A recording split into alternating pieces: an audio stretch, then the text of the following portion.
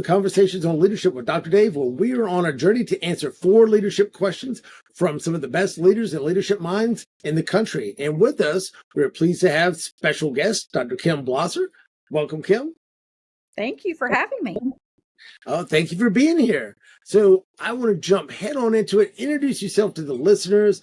Give us a little bit of your background and like one popular show I love to listen to, who you are and what you do. Great.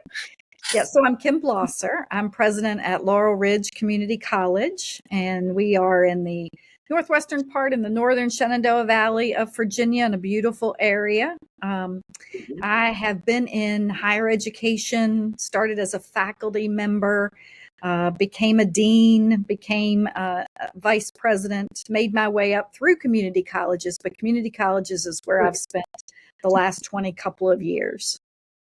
Nice. So what decided to get you into higher education? You know, interestingly, I was a business and accounting major in college. And so I hadn't really thought about being in education. I had, if you would ask my mother, she would have told you that eventually I would be there because I played school a lot when I was young and had a huge chalkboard back in the days when there were chalkboards in our house. And so I would have lots of opportunities to teach my brother things that he didn't want to know. And so maybe it was always my path. I just didn't know it. But I ended up working in the private sector for a period of time. And then I ended up deciding that I thought I would like to teach. And so I went back and got some extra credentials, and I was a part-time faculty, and I just loved it. And I loved the community college. You get an opportunity to teach just such a variety of individuals. I taught at evening classes, and at that time you had adults and young people and people that were working. And it was just such a wide range of individuals that were going back to college, some of them, you know, much later to work on a degree. And it just, this environment is what was so attractive to me. And those students that really, some don't have any other path to get higher education. And so I've always loved the community college. Nice. Well, it's funny because I've got 2 certificates on the wall from the Virginia Community College system. Yes. I was saying I started it myself and a product of it, but there's a couple things that I don't think many people really fully know and appreciate, and I'm hoping I'm wrong about the community college system. So when I went to, I was living in Virginia Beach, so it was Tidewater Community College. Sure. What I think a lot of folks don't realize, because they're like, oh, I want to get into this big school, that big school. I don't want to go to the community college. It's like, you do understand you have a lot better chance of getting in that prestigious school you want when you sign up to their 2+2 program. Right. And start here and one, save mom and dad a boatload of money, or whoever, if you're paying for yourself, or yes, and be able to almost, was it guaranteed admissions to those other universities once you finish the 2-year at the community college? Yeah, I mean, one of the things we are that's unique in Virginia, not every state has that, but years ago, there was legislation passed that there are guaranteed admission agreements between the community colleges and almost every public 4-year in Virginia. I always say almost everyone because Virginia Military Institute's a little different. They have an exception That makes sense. because they're a different university. And a lot of our privates also have signed on to that. And so a student, there's an articulation agreement, a specific agreement that spells out exactly what a student has to do, what GPA they have to have while they're with us. But as long as they graduate, they are guaranteed admission to the top schools in Virginia. And we always say for anyone who graduates from the University of Virginia or Virginia Tech or William and Mary, no one asks you on graduation day, were you here 2 years or were you here 4 years? You are still a UVA graduate. And so it's a really wonderful opportunity. And to your point, you know, with the cost of a 4-year degree now, students will save on average at least $50,000 by coming to the community college first for their first 2 years. So even if you have to take out do some debt, you are in a much better position than if you had to do that for 4 years. Oh my goodness, yes. And the thing that really is like a horror story, like Friday the 13th kind of, or Chucky kind of horror story, is when, they send a kid off to college and then all of a sudden they really don't know what they want to do. They Sure. either take some classes or maybe they take too many classes in party ed, and then they end up, that year of the high dollar institution, unfortunately goes to waste. And then the funny part is they end up going back to the community college, figuring out what they want to do. But you could take all kinds of different classes, figure it out Sure. for a fraction of the cost, and then realize, okay, this is what I want to major in, and double down. And does it have the same? You don't have game day like at UVA or at James Madison. All right, I get it. You can have that, like I said, junior, senior year. There's nothing on that diploma from UVA or Tech or JMU that says, like I said, started at. Right. It just says where you finished. Well, and on our new student welcome days, and we have families with the students bring with them. And so I always ask the students, how many of you are sure you know what you want to do while you're here? And, most of them don't know what they want to do. And then I always ask parents. So parents that are here, or, supporters of these students that are here, how many of you knew what you wanted to do when you were their age? And very few of them raise their hand. Or how many of you are doing what you thought you were going to do? And so it's, most of our students, the ones especially that are traditional, that are coming right out of high school, most don't know exactly what they want to do. And most of us aren't doing what we thought we were going to do when we were 18. And so, it's perfectly normal.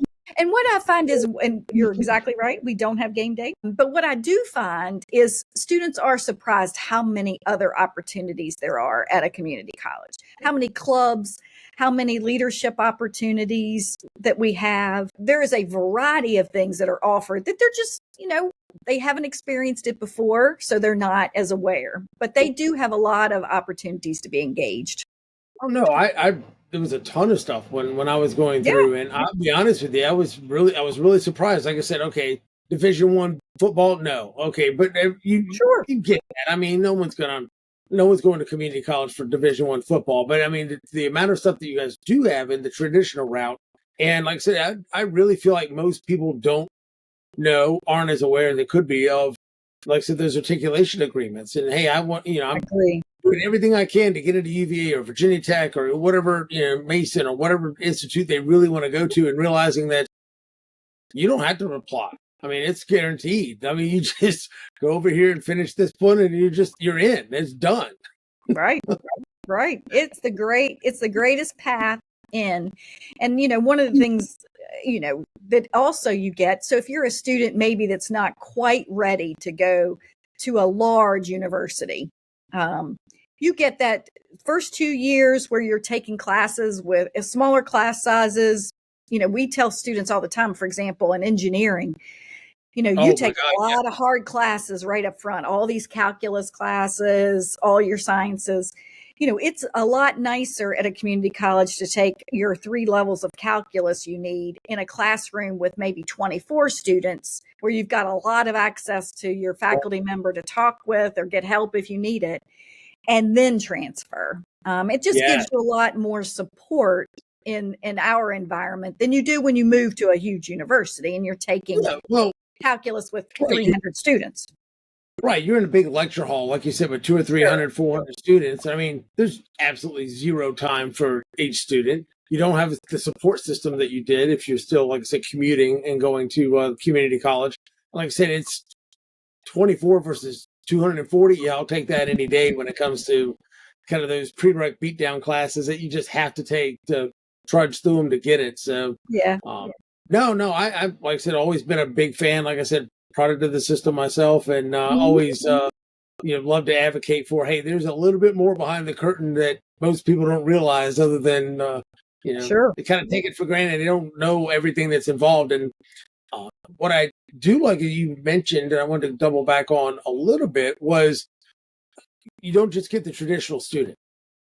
There are a lot of folks, not just on the workforce development and certification side, but even on the education side, the amount of people that end up coming back that put 10, 15, 20 years into the workforce, and now I want to go back and get my education. Talk a little bit about that, because that's a great opportunity.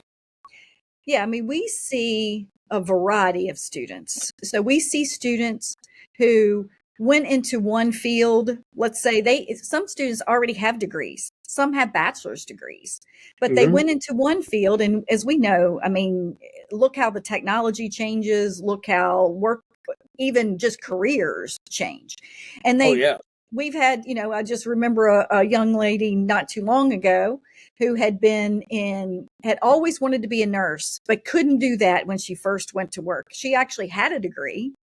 Oh, wow. Had gone into the workforce, but had always wanted to be a nurse.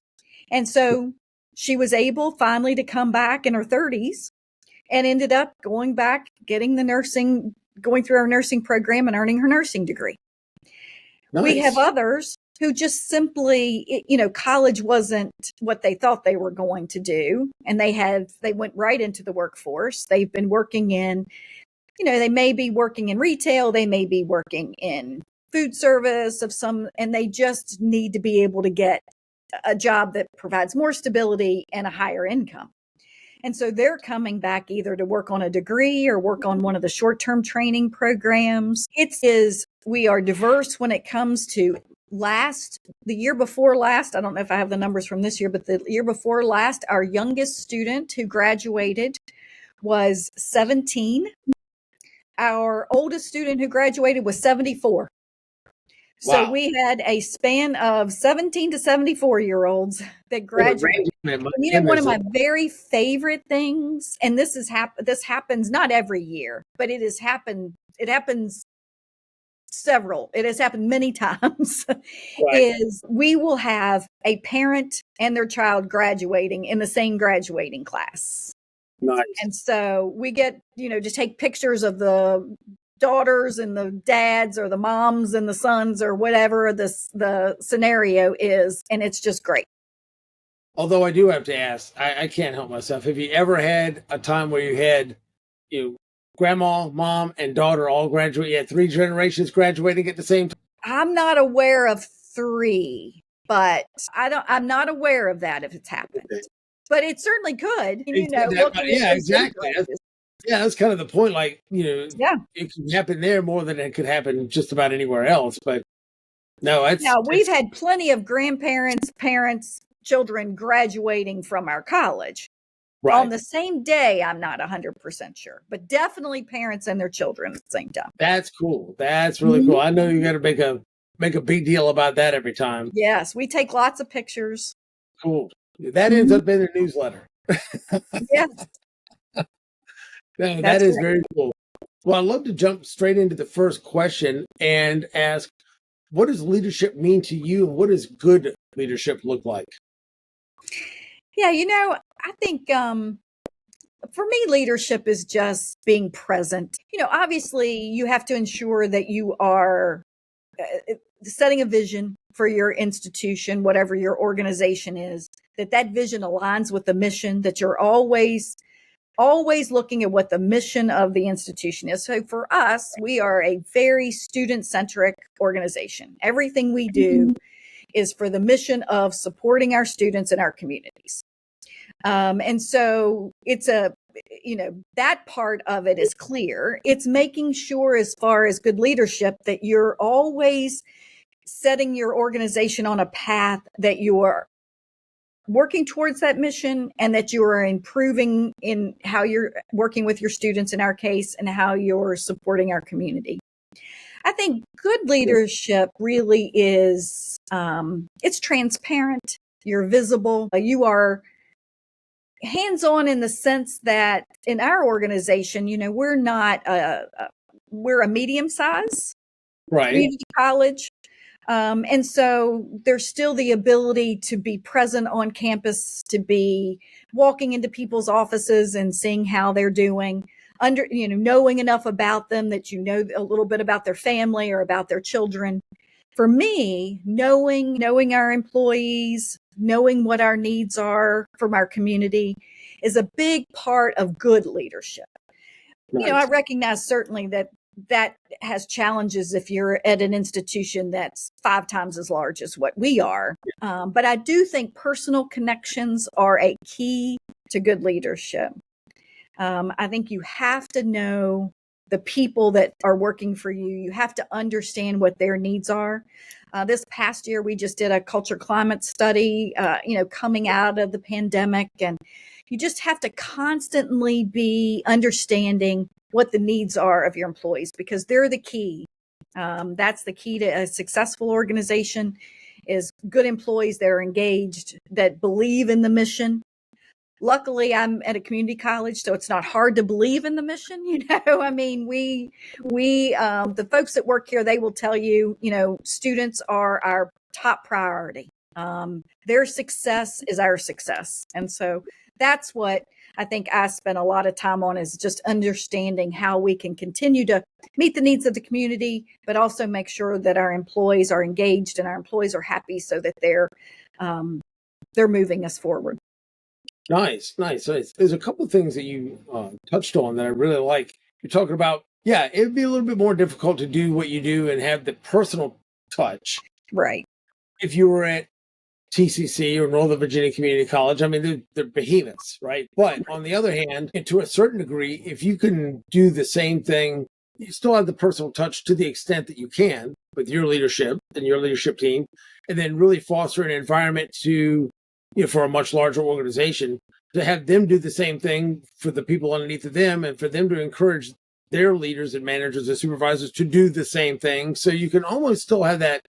You don't have the personal connection with the entire organization, but everybody in the organization can feel like they have that personal connection with their direct manager. Yeah, I think that's the key, is setting that expectation, where it is my expectation that everyone will care about their employees. We have a very caring culture for our students, but we also believe in that for each other. And you're right, while I can't obviously see everybody every day, that is the expectation for each of the managers, for each of our leaders in this organization, and honestly for each other. We spend a lot of time talking about, one of the greatest things we can do is to create a caring culture within our organization, because people spend so much time at their workplace. And even though we have telework now, and those types of things, the happier employees are, the more connected they feel. They feel like their coworkers and their bosses and those types of things care about them. The better your organization will be, and the more success that you'll have.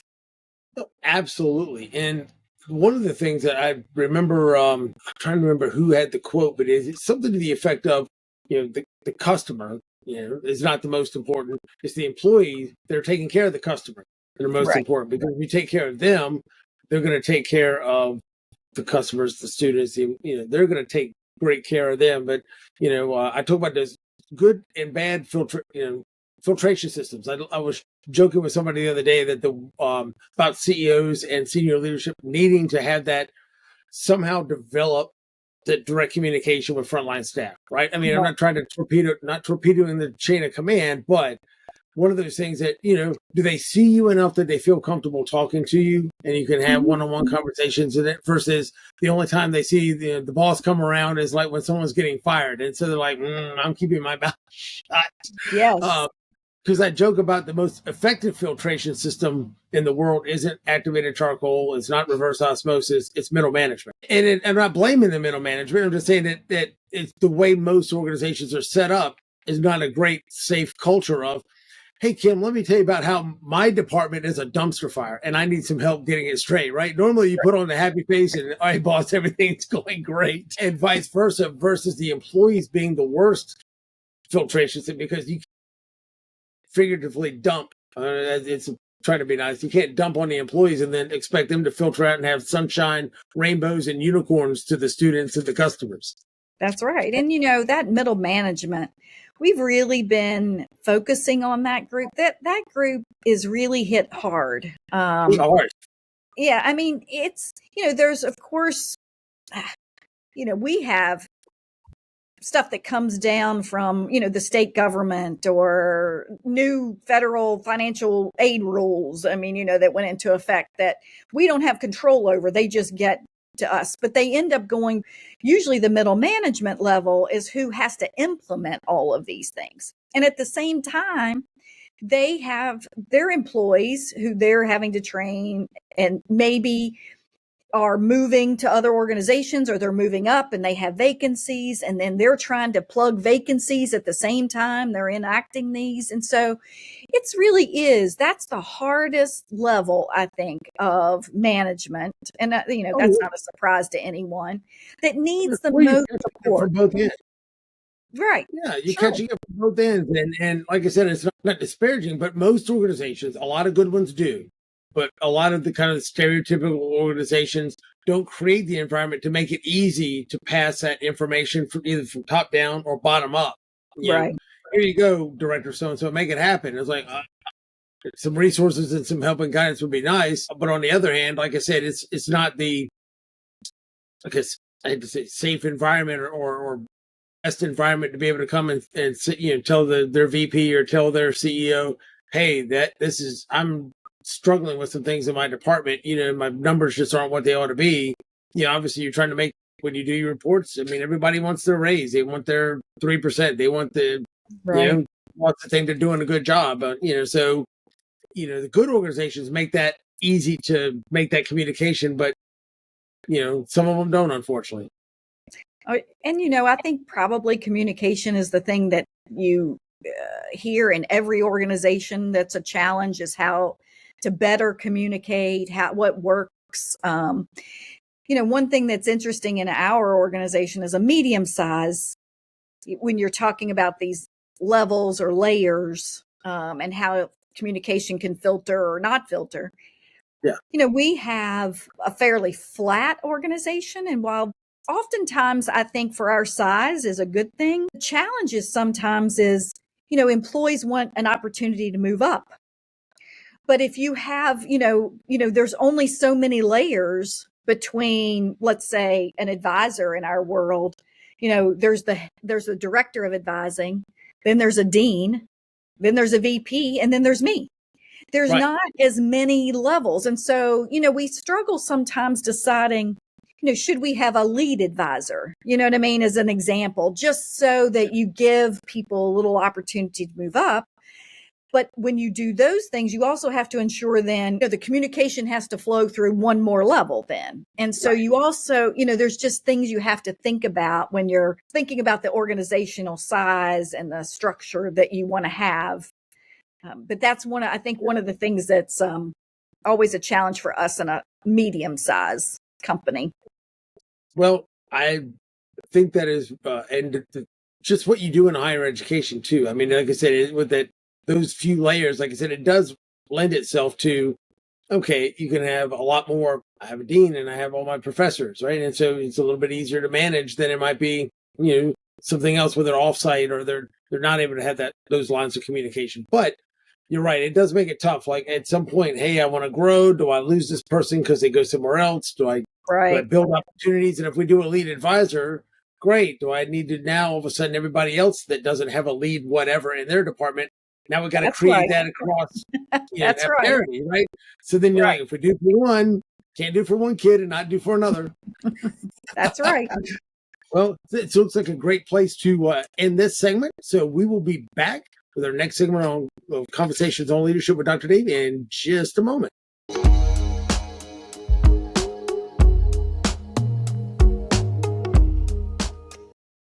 Welcome back to Conversations on Leadership with Dr. Dave. We are here with Kim Blosser, president of Laurel Ridge Community College.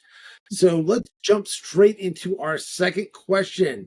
What was one of the biggest leadership challenges you've had to face? Yeah, so I think probably for at least now, a lot of us would say the pandemic was probably one of the largest. I will add, personally, during that time, we had the pandemic, we had to move everyone to online learning. We had to figure out how to adjust for healthcare programs as an example, where students had to be, for example, our nursing program, they had to be in clinicals, and there was no clinical. IVs over Zoom, isn't it? Yeah, I mean, and these are students who thought they were going to work here. They were going to be finished a program, and they were going to be in being able to sit for their exam. And how was that going to work? And how were, so it was, just helping to support students and get them through programs. How do you offer welding if people can't come on site? How do you do these? So there was just a continual amount of reprocessing, and how do we change this process? How do we adapt to this new scenario? How do we adjust? That was probably one of the biggest leadership challenges. But the one thing I say about COVID was we were all in it together. Every higher education institution was dealing with it. We had weekly Zooms. I mean, Zoom just popped up, and here it was for us to be able to use. And so we had weekly ones with presidents of the universities as well as the community colleges. And presidents of universities were going through some of the same things we were going through. We just didn't have housing to deal with that they did. So you had this, even though it was a challenge, certainly, you had a lot of people working on it together. Yeah, I think probably personally, the harder leadership challenges was going through a name change of the college. That was probably the one that you don't have everyone going through it with you. It's also at the same time you're coming out of COVID. Just navigating it with our community, the reasons for it. We were looking into it. And we didn't just look at our college name. We looked at every namespace we had at the institution. So there were different committees looking at those. So just going through that process has been probably the biggest challenge of my career as a president, at least so far. Thankfully, I don't think we'll do that again. And so at least it was a one time. But we learned a lot from that process. I'm hoping for a lot of reasons. One, not just for the healthcare reasons, but like I said, it was nice that all the educational institutions were struggling with pretty much the same thing, like you said, with the exception of housing. Like I said, you can't start an IV on Zoom. You can't weld, a trailer together on Zoom. So, I mean, there's a lot of that stuff you just can't. It just doesn't lend itself to. But, how do you make that happen? But also, like I said, at least you have this support and, okay, what are you guys doing? All right, what are you doing over on that end of the state? What and everybody can kind of share best practices. Like I said, and they are in it together, where when you're going through the name change, and I know that there was a decent amount of community colleges that changed their name. Matter of fact, I just drove by one in Central Virginia not that long ago, and I was like,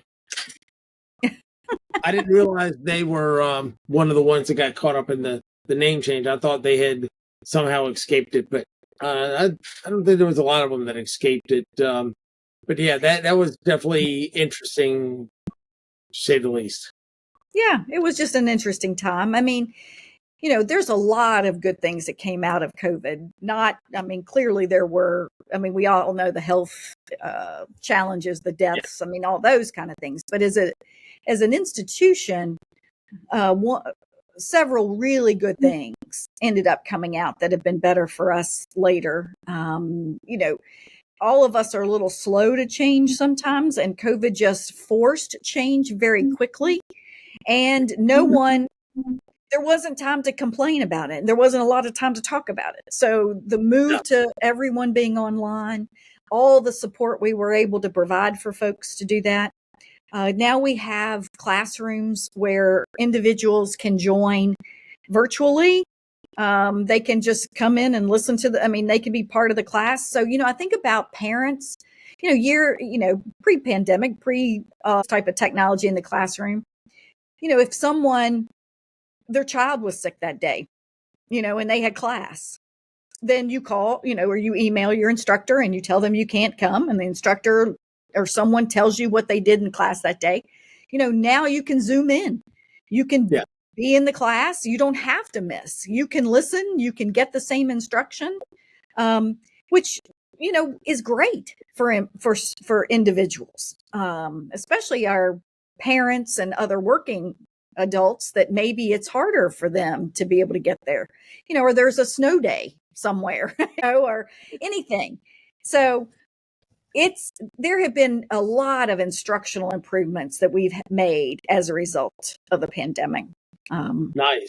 Yeah. Well, and I think you hit on something that everybody's slow to change, and half the time, it's always changed by committee, and we don't want to upset this person, and we've been doing it this way for so long, and it really probably took 10 years worth of technological revolution and crammed it into about an 18-month period. And It really poor did. gas on that fire, when, like you said, there wasn't a lot of time to, hey, I don't want to do this. Well, that's the only way we can do this to make this thing work. And if we have to go online because we can't be, with all the restrictions, and I think, and I'd love to figure out maybe one of your top one or two improvements that you think, like, okay, these are some of the things that have lasted past COVID that I think really was a huge value add to the community college. If you had to like pick one or two, what would you think those would be? Yeah, so I think the student services that are available to students via distance. So, for example, our financial aid office now just has virtual office hours all day long. You just sign up so you can get help. I mean, whereas before students would have had to drive in, or they could have called. I mean, they could have made an appointment and talked. But you can actually now, there's just virtual office hours. We can provide office hours at different times now than we did. We were we would stay open a couple of days a week till 7. But Right. usually harder, wasn't as many students that were coming in. Now we provide virtual office hours in the evenings every day because we have individuals who also and they want to be able to, they telework maybe later, a different shift, a different time frame. And Nice. so we've been able to expand hours that we can provide service to students, and we can just provide how we provide service. Everything everything now is available to them online. Back then when there were forms and, did you have all your forms up on the website, or how did you do that? I mean, it just forced us to provide that. I'll tell you, for an efficiency sort of for employees, Yeah. and I would say, before I switch to that idea of having classrooms now where students can Zoom into, that has made a huge difference. But Nice. for an efficiency, as far as the college, we didn't have everything where you could, route for signatures or route documents through our processes. There were still some where you would, have to sign an actual document or something like that. Right. COVID we just had to go all in on doing workflows. So, for example, we just, a couple of weeks ago issued, almost 80 faculty contracts for next year. Right. That was a process where someone would bring me contracts and I'd sign them, and then they would send them to the faculty members, and the faculty members would sign them, and we'd get them back. Now everything is routed. And so everything is uploaded into a system.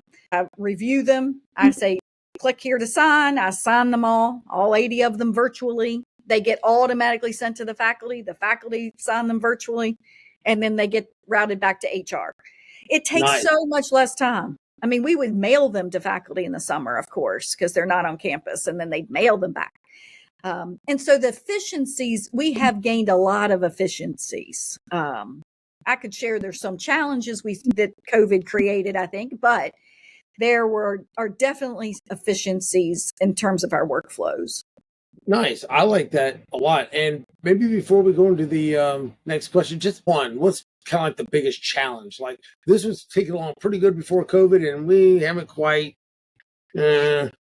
So I think I say that before COVID, we pretty much, everyone worked 5 days a week. There was an occasional telework if you just needed to stay home and work on something, but telework wasn't a big thing for us. Went to COVID, everybody teleworked, and faculty have a mix. I mean, some teach online, but every faculty teaches some in person. Everybody was, working from home.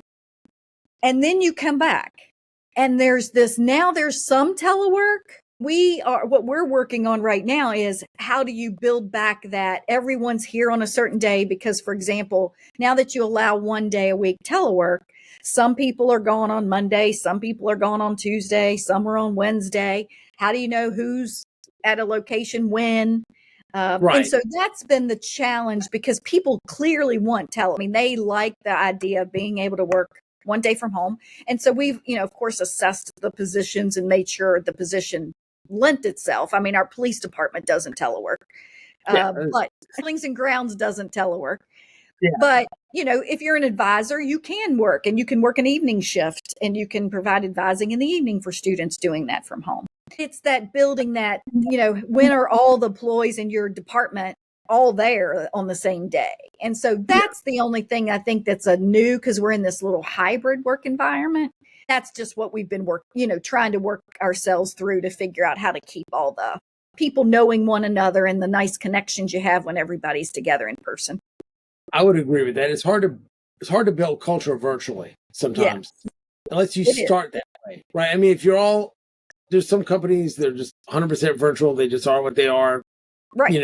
These are bookkeeping firms that now they're like, hey, I hire people. It doesn't matter where they're at now. We have regular team meetings and we do whatever, but there's never an expectation of in person. But you're right. When there's a little bit of both to really, hey, where can we come together? Where can we kind of build that camaraderie, that trust? And sometimes it's just not quite the same.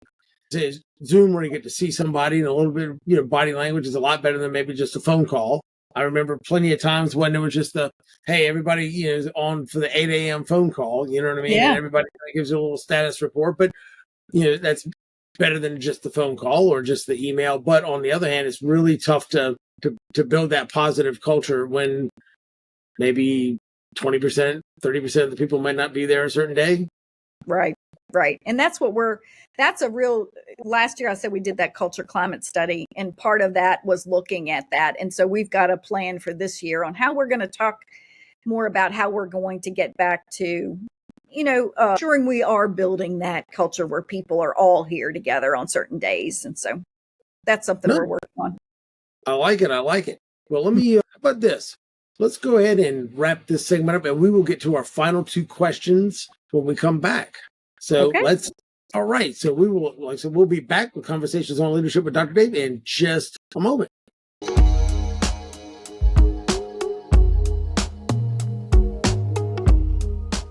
Welcome back to our final segment of Conversations on Leadership with Dr. Dave, here with our special guest, Dr. Kim Blosser, president of Laurel Ridge Community College. And we're going to jump straight into our next question, which is, what do you see as one of the biggest mistakes leaders make today? I think, everyone, of course, when you apply for a job, to be a new leader, to be a new CEO, you're expected to come in with lots of ideas and plans and things that you would do. I think sometimes folks jump in a little too fast before they get to know their organization. At least I'll speak for, community colleges.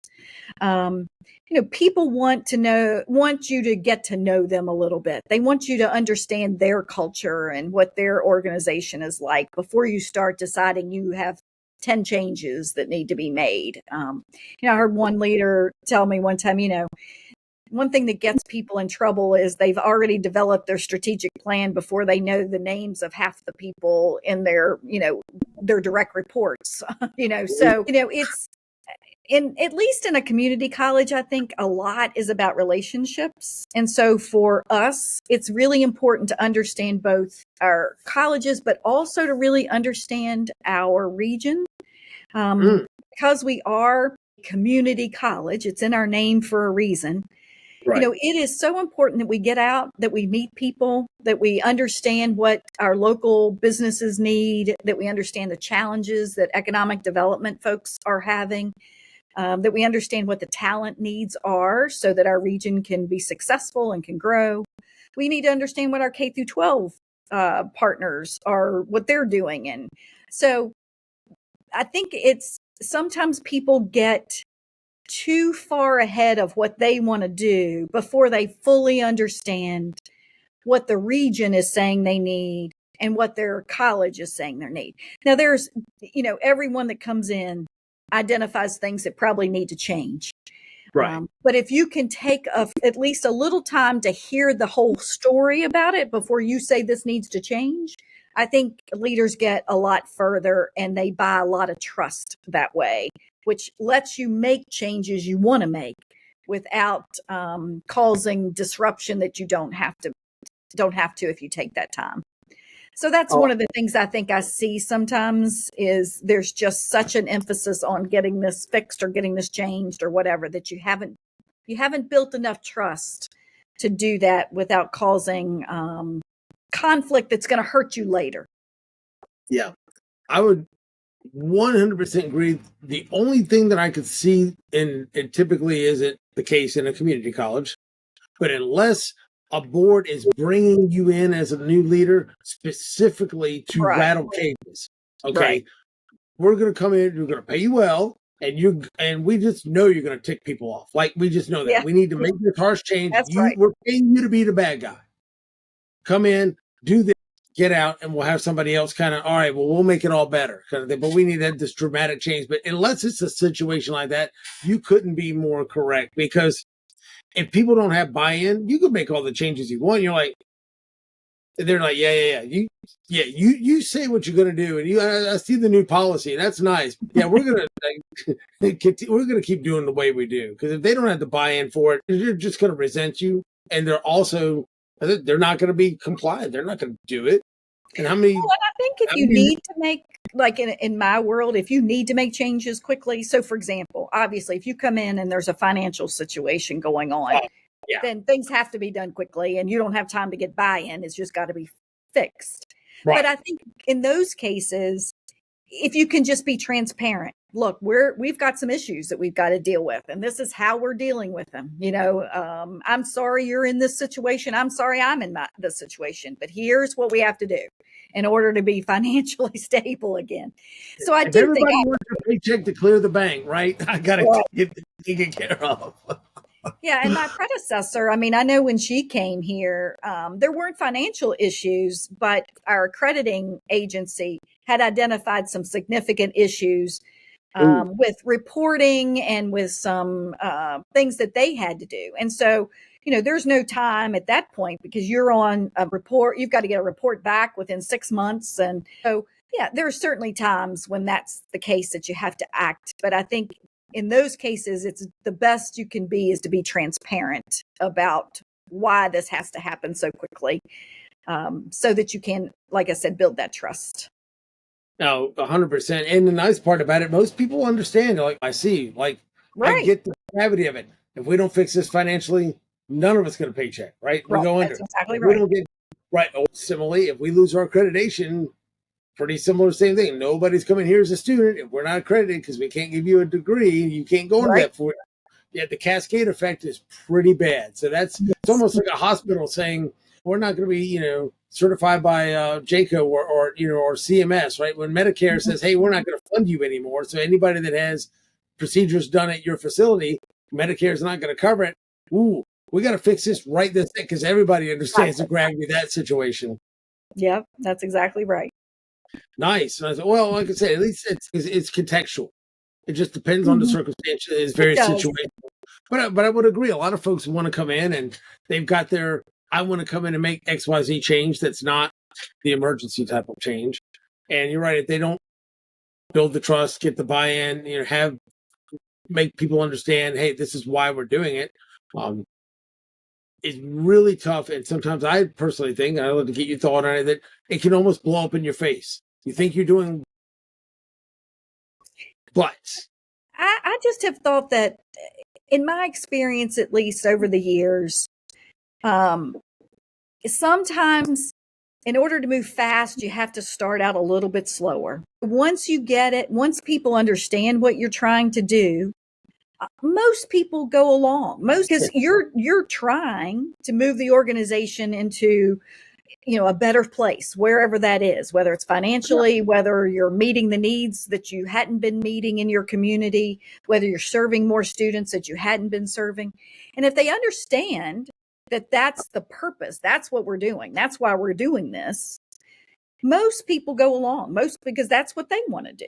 Yeah. And so I think sometimes you just have to, like I said, you have to go a little slower in the beginning to go fast overall. Because once you've built that and once you've had that first success, then they'll come along each time.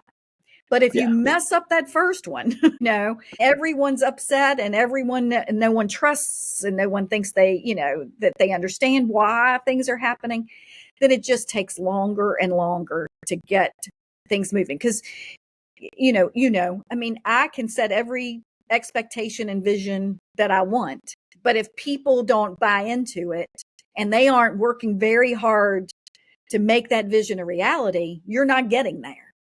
No. And you mentioned about trust earlier, and if you've overdrawn your trust bank account with them, That's and right. they don't trust you anymore, they're like, yeah, you're not getting anything done, and you're really putting a strain on just them doing what they need to do, much less a high level of engagement. You're really like, all right, I'm here, I got my pension, right? If it wasn't for VRS, I wouldn't even, I would be gone, right? I got like 5 years to retire or 10 years to retire, but I mean, they can slow roll you bad, and like you said, you'll get nothing done. But once you burn that trust bridge, you're done. I mean, it's very tough. You can build it back. It's a long time to build it back, and a lot longer than if you'd have just, like you said, slow down at the beginning, right, build that trust, and then, like I said, after a couple of successes, I mean, they're on board with you. They're okay if she says we're going to do it. Let's roll. This is great. Yeah, that's been my experience. Right. Well, I'd agree with that. I've seen that work very well in most places. Like I said, with those couple of exceptions. Oh, sure. Yeah, and you're right. If you're transparent about it and you tell them why, that's great. And sometimes I think for the more stubborn, resistant ones that are just like, oh, we shouldn't change. You shouldn't. The ones that are like that, we've been doing it for 37 years, regardless. Well, if they know the why behind it, and honestly, a lot of the times, if you've got somebody with a lot of institutional knowledge that's been there 25, 35, 40 years, they're the best ones to ask. Well, when we put this in place, what were the conditions? And if they're the same, then we shouldn't change it. But if a lot of times, even those folks, they realize, wow, it's not the same set of circumstances. It's not the same culture. It's not the same regulatory environment. Yeah, we probably need to update our processes. Right.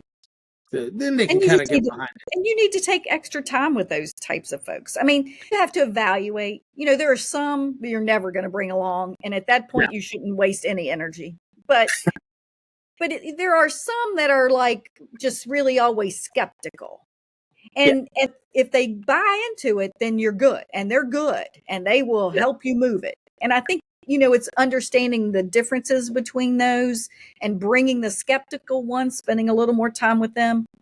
I think ends up helping, because when other people see, oh, such and such, oh, they never like any of this. And, they're doing it now. They love it. They're the ones saying it's great. That buys you a lot. So you're right. So if you can get a couple of those, then you're good. And then the ones that never are going to like it, they just never like it. Just can't do anything about it. They're that 16% that Gallup talks about that actively disengaged, the bomb throwers. Like, and somebody told me the other day, I laughed. He said, yeah, you could have steak, lobster, and shrimp in the cafeteria every day. They're still going to not like it. They're still going to be mad. Something's still going to be wrong. And so it's just, those people exist, Yes, and you're never going to make them happy. No, I recall we had an event, holiday event, and we went to the movies and rented out. Yeah, I mean, we had a great morning, and people had a choice of a movie, and we had food, and it was lovely. That was because sometimes when you do events, I mean, whenever we have events on campus, people have to work, like buildings and grounds, and our facilities folks have to set everything up and put all the tables up. And so it's not really a nice, recognition event for them, because they have to clean up after. So we decided we'd go off campus.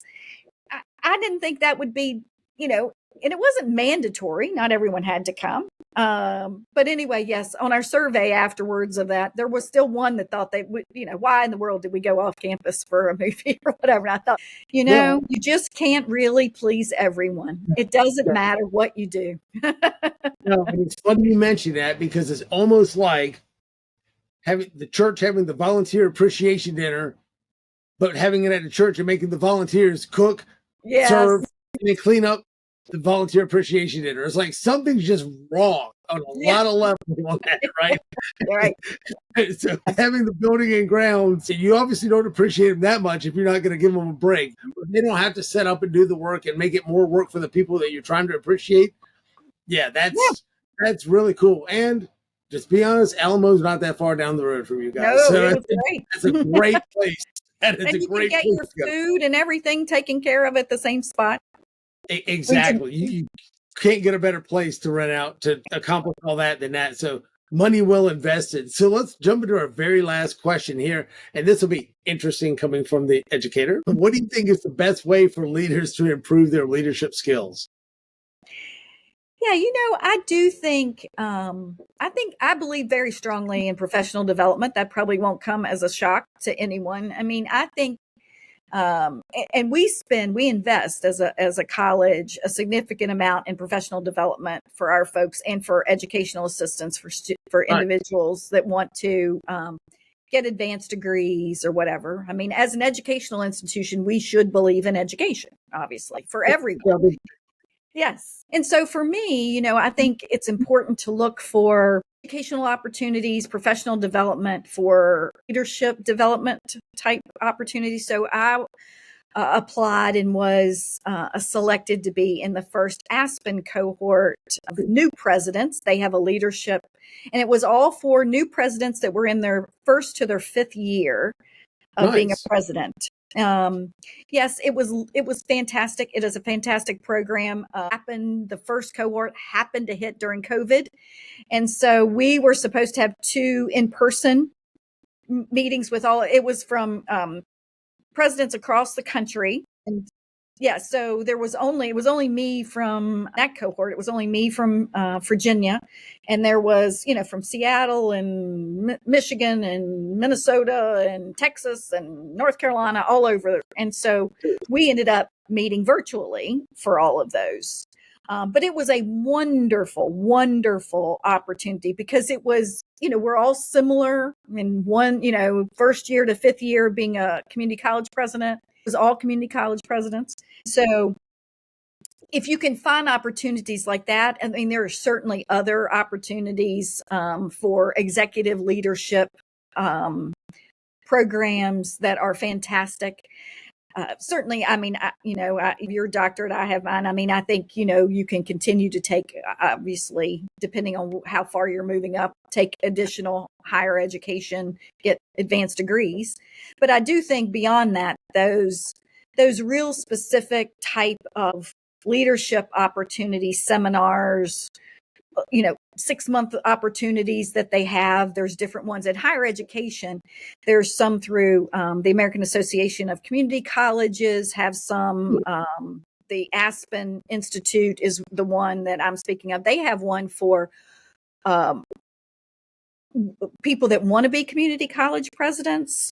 Oh, They nice. also have one for that as well. That's a cohort experience, and it's about a 9-month, and you really get it's staffed by folks that have been in community colleges, a lot of very, very successful retired community college presidents are your mentors through it. So you have lots of opportunity to ask questions and things that you're dealing with that you might want feedback on. They set you up with different mentors. And so those types of opportunities. And obviously, if you're in, you're a CEO of a corporation or something, I'm sure there are other similar type of opportunities. But I think it has to be a lifelong learning for all of us. Things change, people change. I think one of the things to think, when you're thinking of generations, new generations coming into your workforce, when you have varieties of generations in your workforce, it's important that you continually learn about how that generation, what's their preferred style of work and how can you ensure they get assimilated with everyone else in your workforce. And so I think it's important. Obviously, professional development is as a lifelong pursuit. Right. So I would agree with that 100%. And like I said, it's a value to getting into it. But like I said, it's funny because I had gentleman asked one time. I was used to be in the fire service a long time ago, and it was funny because I was listening to an argument between two guys, and one guy was like, "Well, why?" It was kind of a young guy coming in, and it was one of the old master firefighters who had been there. It's like, I've got 30 years of experience, and it was trying to do the point that, hey, you still got to go, you got to do classes and development and whatever, because the guy was kind of young, and he was trying to get all the different certifications and classes and all the extras, and trying to move up in the ranks and whatever. So I think the retort come back to is a little snarky. I'm not gonna lie, but he come back. Well, but me being a little bit of a smart aleck, I really appreciated it. He come back and he asked, "Well, do you honestly have 30 years of experience, or do you have 1 year of experience, actual experience that you just rinse and repeat 29 more times?" Oh. I was like, "Ooh, ouch, that stings," but it makes you really think. Like beyond your initial training after you've gotten out of school, how much have you really grown and developed, and how much have you put into that continuous lifelong learning? Because if that was it. Yeah, sure. When I was in school, I had the opportunity several times to go over to Oxford and speak at a conference on it was leadership and human resource development conference. And it was funny because you can't go there and not go to the bookstore and buy cool stuff. Because honestly, how often do you get over there? Right. But I got this really cool magnet that I just was singing my song, and I've got it on the fridge, and I look at it every day.